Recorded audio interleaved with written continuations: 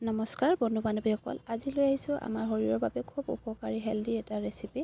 আপোনালোকে ভিডিঅ'টো অকণো স্কিপ নকৰাকৈ শেষলৈকে চাব বুলি আশা কৰিলোঁ। তেন্তে আহকচোন ভিডিঅ'টোৰ মাজলৈ। প্ৰথমে এয়া লৈ লৈছোঁ মই মানিমুনি, দেখিছেনে?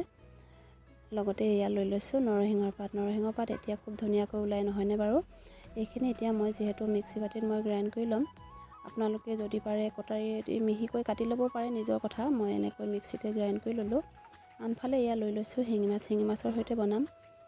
মাছখিনি এয়া এতিয়া মই বাছি ল'লোঁ। আনফালে আকৌ কেৰাহীখন পাতি দিছোঁ। কেৰাহীখন গৰম হোৱাত ইয়াতে মিঠাতেল দি দিছোঁ আৰু আলু কেইপিচ আগতীয়াকৈ ফ্ৰাই কৰি লৈছোঁ। আলু মই কেইপিচমান দিম বুলি ভাবিছোঁ। আলু এই দুটা কাটি ল'লোঁ। আলুখিনি আগতীয়াকৈ ফ্ৰাই কৰি ল'লে সুবিধা হয়, সেয়ে ফ্ৰাই কৰি লৈছোঁ। এয়া আলু নমাই লৈছোঁ। এইখিনি হৈ গৈছে। এইখিনি তেলতে এতিয়া মাছকেইটা মই ফ্ৰাই কৰি ল'ম।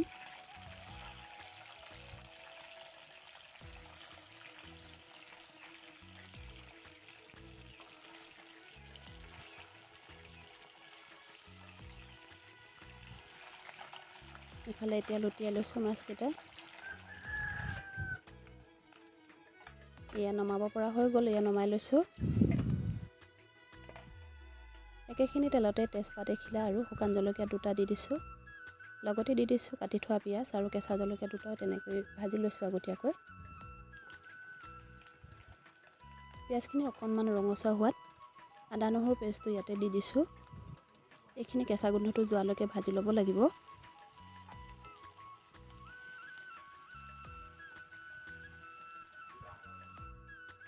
ইয়াতে দি দিছোঁ হালধি, অকণমান জিৰা পাউডাৰ আৰু লগতে কাশ্মীৰী ৰেড চিলি অকণমান দি দিছোঁ।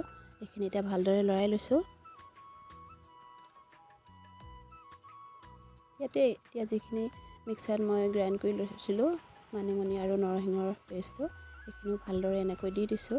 দি এতিয়া অকণমান পানী দি তাতে এইখিনি মিলাই দি দিছোঁ। এইখিনি অকণমান সময় এতিয়া সিজাই ল'ব লাগিব।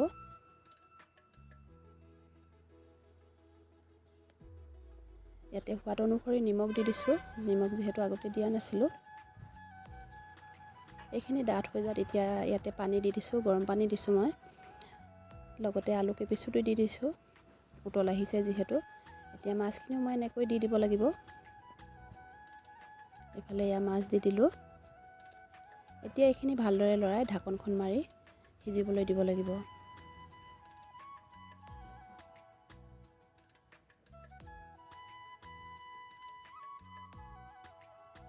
এইফালে এয়া দেখিছেনে কিমান ধুনীয়াকৈ উতল আহিছে। এনেকৈ বনাই খাই খুব ভাল লাগে। এইফালে আকৌ জালুক কেইটামান দি দিছোঁ। জালুক দিলে আৰু আঞ্জাখন খাই ভাল লাগে। এই জালুক আপোনালোকে পাৰিলে দি দিব। জালুক দিলে খুব ভাল লাগে খাই। এইফালে এয়া মোৰ ডাঠ হৈ আহিছে আঞ্জা, দেখিছেনে প্ৰায় হৈ গৈছে। পানীখিনি শুকাই গৈছে।